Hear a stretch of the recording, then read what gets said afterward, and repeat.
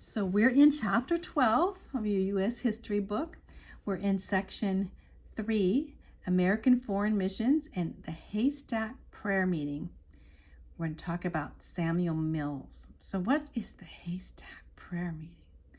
Well, there were students at William College and the Andover Theological Seminary in Massachusetts. And in 1806, they were sparked by the foreign missions to go throughout the world and give the gospel because of this small prayer meeting.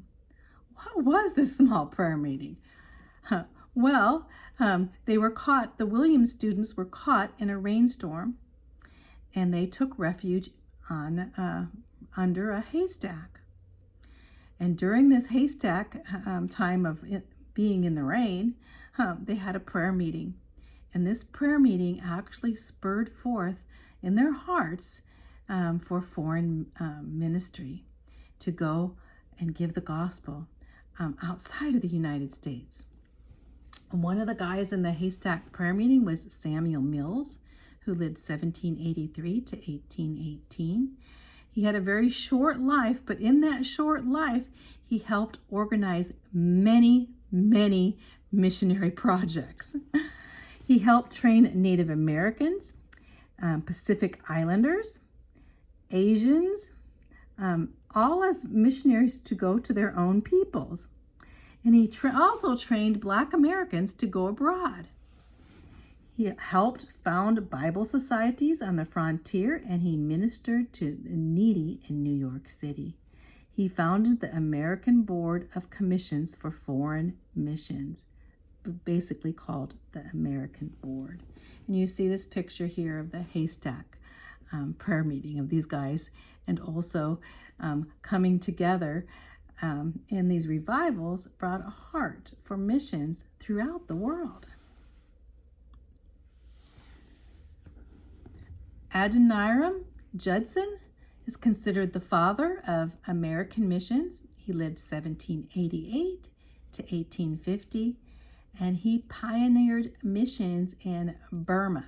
Now we call Burma would be called Myanmar now, but it used to be called Burma. Well, he wanted to be a missionary to India. In fact, he thought he was called to be a missionary to India. But as he went to India, he was forced to leave because of the War of 1812. That was because basically the United States and England were at war, and India was pretty much of a province of Britain. So Americans would not be allowed in India during this time. So American Baptist missionary. He was American Baptist missionary that was sent, and he ended up in Burma. And there were many trials in Burma. In fact, he even lost his wife and children in the long run. But he had translated the Bible into Burmese, the whole Bible into Burmese. Before his death in 1850, he also established 60 churches. 60 churches were founded by Judson, Adoniram Judson. Down here we have some his quotes. There is no success without sacrifice. If you succeed without sacrifice, it's because someone has suffered before you. If you sacrifice without success, it is because someone will succeed after you. Isn't that the fruit of the Holy Spirit? That God always shows up, that nothing we do is in vain, right?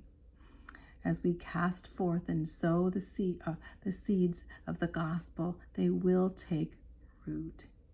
They won't come back void. Isn't that what the Bible says? Then Black Americans take the gospel to Africa, in Liberia. When we started with Liberia, because what happened with Liberia was founded by the American Colonization Society for Free Slaves. Remember, during the time of President Monroe. and they put together this colony in Africa so that they could, any slaves that were freed, they could go back to Africa if they'd like to. And also they sent missionaries to Liberia for those slaves that were sent back, not of their own will. They never forced the slaves to go back. But Liberia was founded in 1822. And you can look on the African map. It's on the far west coast of Africa. There were two missionaries that were the first missionaries to go to Africa. One's name was Lot Carey, and he lived 1780 to 1839. And Colin Teague, who lived 1780 to 1839 too. They were the first missions there. Black missionaries, Black Americans, to go to Africa. They preached the gospel and they started churches there and built schools in Liberia. Okay, now what about Japan? Japan was the most distance of American to missions because Japan was not open to missionaries. Missionaries were forbidden to set foot in Japan. Japan was totally isolated for the West for like 2 centuries. No one had gone into Japan. In 1837 was the first communication to Japan, and they were 2 Congregationalist missionaries. Their names are Dr. Peter Parker and Samuel Williams. So what they did is they accompanied an American ship from China. They were actually missionaries to China and decided to go to Japan because they had actually some shipwrecked Japanese with them, and they were hoping to return these shipwrecked Japanese to Japan, and maybe this would open the door for them to actually be missionaries to Japan. But the Japanese refused to allow them to land, and so they had to return, even with the Japanese shipwrecked guys that they had to return to China because Japan would not let the missionaries come in at this time. But shortly after that, we have Commodore Matthew Perry, very important figure because, he lived 1794 to 1858, but he came to Japan with a fleet of warships to secure a trade agreement. So he wasn't coming in for missions, although he had a missionary heart, but he was coming in so that America could trade with Japan. So, and Samuel Williams, remember, he was one of the missionaries from China who had tried to get into Japan, to bring the gospel into Japan, but he came with Matthew Perry and served as an interpreter. And these guys were undeterred by thousands of samurai warriors on the shore. They saw all these warriors there, but they were not afraid. Commodore Matthew Perry persisted until they agreed to take a letter to the emperor, the Japanese emperor. And then Perry returned in the spring after the emperor decided to let Americans in and to have a trade treaty. So the emperor just agreed to trade with America. This is a big thing because now Japan would open up, and it definitely would open up for missions. The Harris Treaty was in 1858. It was the first American ambassador that went in there was named Townsend Harris, and he lived 1804 to 1878. And he put forth what was called the Harris Treaty. This was the Treaty of Amity and Commerce. This would open the trade, and also attached to the treaty was Christian ministry. So basically saying Japan would be open now for commerce.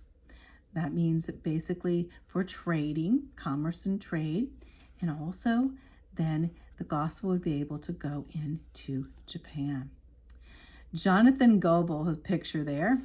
Jonathan Goebel was a Baptist who served under Commodore Perry's Marine. So he was a Marine, but he loved the Lord. And so he decided, especially going in as he was there with Perry, Commodore Perry, as Japan was opened up. And so he decided to go into Japan as one of the first missionaries into Japan. And he arrived in 1860, and later on he was followed by many, many more missionaries. In 1882, Japanese Christians started ministering to other Japanese Christians, and it ended up they had 5,000 adult member evangelists actually that were Japanese. So remember Jonathan Goebel, basically a Marine that turned missionary. This guy up here is actually at the top. That's Townsend Harris, and that was where he put the Harris Treaty, where they could go in and not only preach the gospel, but also trade with the Japanese in our trade agreement. Okay, let's go to Hawaii now. The evangelism of Hawaii. This is one of the greatest successes in foreign missions ever. You know, back when Captain James Cook, you remember him, of the British Navy from Britain, discovered Hawaii. Hawaii wasn't discovered till like 1778. And what Captain Cook saw there was it was a island that was devoted to idols, idol worship, superstitions, and even human sacrifice. So it was so far from Christianity and so far from being a civilized area or a civilized territory. So he saw that people were pretty superstitious. Anyway, the chief, Kamehameha was the chief, if I pronounced that right, in 1795 to 1819. And this chief united all but two of the islands, and the island warfare, the islands were fighting against each other. The island warfare stopped. But they still had a lot of paganism going on. So they hadn't really, accepted the gospel at this time. But the chief had at least promoted peace. Lahilio was the next, and he was Kamehameha II, and he reigned in 1797 to 1821. And he abolished the pagan religion that they had before to prepare for the gospel. So he had got saved, and he wanted to bring the gospel to his territory, to his people of Hawaii. The missions to Hawaii. Hiram Bingham and Asa Thurston. There's some pictures of them right there, as we see here. They led the first group of missionaries to Hawaii.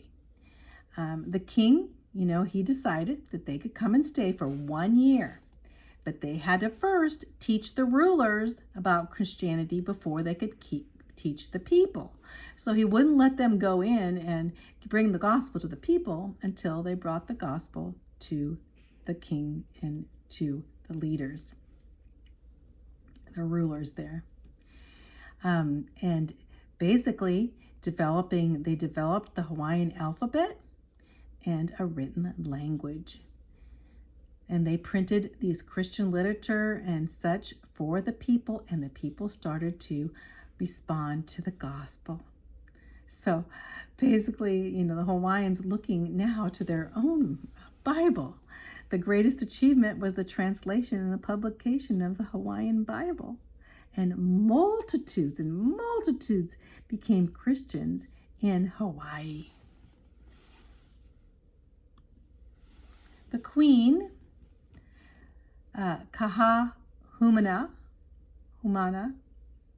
Humanu, I should say, encouraged the acceptance of Christianity. And they formed schools and churches there. Kamehameha the third wrote the first constitution and he basically said, no law shall be enacted which is at variance with the word of the Lord Jehovah. So what he said is that all of our laws are going to be based on the Bible, and all of our laws are going to be based on the word of God. How spectacular is that? Hawaii became the constitutional monarchy with a representative government, and most of the islanders there welcomed the missionaries in. But a lot of the Europeans that had come to Hawaii, they disliked the godly standards, and they tried to promote conflicts. Of course, they're bringing in alcohol and all kinds of things like that. And within 50 years, though, Hawaii was sending out its own missionaries. History of Hawaii there. So that's it for there. Let's stop. And I'm going to go on here. Get rid of this. And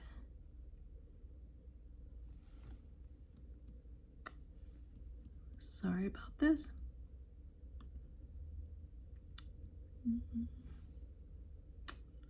We're going to go on to this next one here because I think it's very short.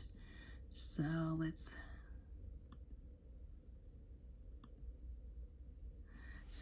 go on here for the last part of chapter 12 in your United States history, I should say. And we're going to be talking a little bit about reform movements and some of the movements due to what was happening with the Great Awakening and the Christian response to that. Many people were looking at things at temperance. Temperance movement was against alcohol. And on to the abolition movement, which was the abolition movement was against slavery and Christian compassion and women and women's reform. So let's go from here. The temperance movement were in the Crusades of the 1800s. The temperance movement came from that, I should say. And there were city revivals and camp meetings, these things, and preachers like Charles Finney stirred the public against liquor. In 1833, over 5,000 local temperance societies were formed in the United States. Just remember, temperance means against drunkenness, against liquor at this time. In 1826, the American Temperance Society was formed. In 1836, the American Temperance Union was formed. So it says Charles Finney conducted his own revivals in the mid-1800s and early 1830s. And anyway, it talks about he rejected the Calvinist doctrine of predestination. Well, we'll get into those things later on. But he popularized revival, and especially against alcohol and excess, which was happening back then. The temperance in the state. The Temperance Union, they actually distributed tracts warning against strong drink. In 1846, the state of Maine was the first state to outlaw the use of liquor. In 1856, 13 states outlawed liquor, and in Hawaii, they outlawed liquor too. So, and Native Americans, among the Native American tribes, liquor was also outlawed. And the Native Americans also had their own temperance societies and tribal schools and churches that were against bringing alcohol to the Native Americans. And so here you have some pictures, of this temperance vote no on liquor, September 11th. September 11th. Anyway, and some of the states, the red states there, that were against alcohol and to outlaw the use of liquor at this time. Okay, the abolition movement was anti-slavery, and it was probably the most, I'd say not probably, it was the most profound in effect on American history ever. Because slavery had hindered the southern states greatly, the southern colonies. And basically, slavery being biblically wrong, it became a moral issue, in fact. And to a lot of people, it was once they got saved, they said, we need to stand up against slavery. And many Americans after the Second Great Awakening joined the abolition movement.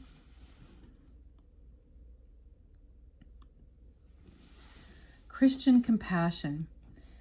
They looked onto more humane conditions. As people came to the Lord, they saw a lot of the poor and poverty and things that were going on, and they would want to help each other. They protected in prison. They had, if you owed anything, you would be sent to a debtor's prison for your debts, and you'd have to pay for your debts in prison. But now they would look at this differently. It depends on why. If you could not pay, you're an honest person and could not pay your debts, you should not go to prison. Also, they used to have a whipping post where they'd whip people, and they, to punish them, and they stopped that too.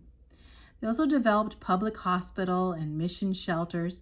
In fact, there was a lady named Dorothea Dix, and she lived 1802 to 1887. And she pioneered the area of helping the mentally ill. So she went out and basically said the mentally ill were on the streets, a lot of them homeless, and they needed to have shelter, and they needed to have treatment. Settlement houses were formed, the 5 Points Mission, they called it. And these were settlement houses. Those poor people could come and stay and not be on the streets.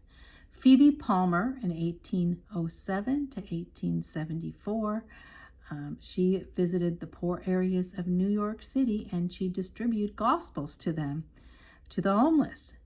And she founded the first settlement house, and he called it the 5 Points Mission. Isn't it pretty neat that a woman would actually, in the midst of this, found a place for a lot of these were probably men that were on the streets. And she provided Bible studies and prayer groups and Sunday schools, chapel services, and all these in these settlement houses. So as they would come into these 5 Point Mission houses, there they would hear the gospel. Not only hear the gospel, they'd be fed and have prayer over them. And also have Sunday school there.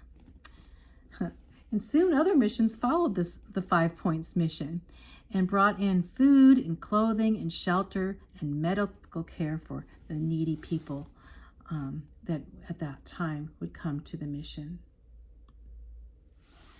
One of the first organizations was the civic organization called the YMCA, Young Men's Christian Association, YMCA, I'm sure you've heard. And this had a very evangelical emphasis because they were bringing forth the gospel to these guys that would come in. And this was to help the less fortunate and to share the gospel. The YMCA was first organized in London, in England first. Came over from Great Britain. And this was to evangelize and assist the youth, and it spread to America very quickly.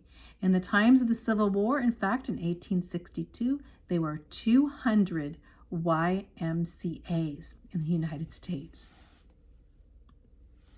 Women's reform.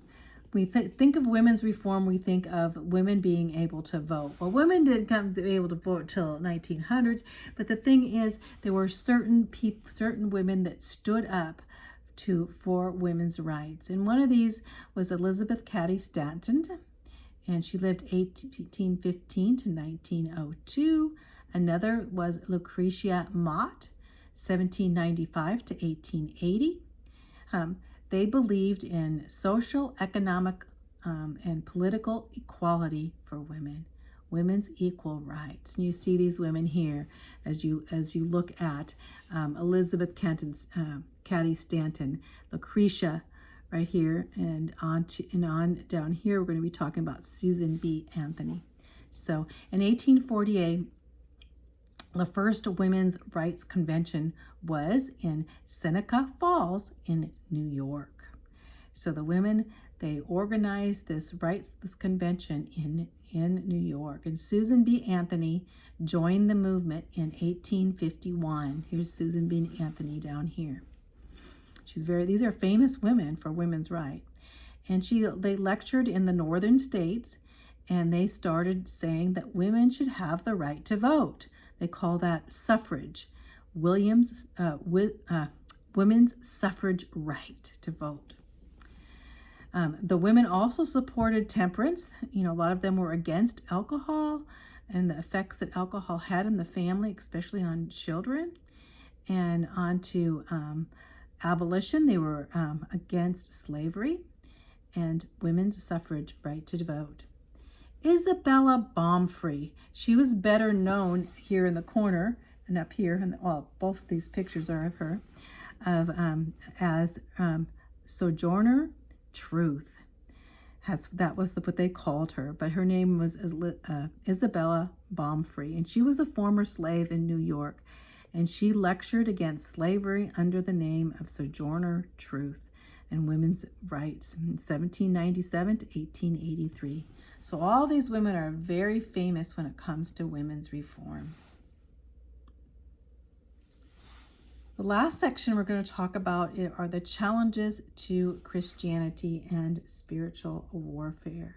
So I think I'm going to stop here, and we'll go on to that in the next section, and that will be our last section.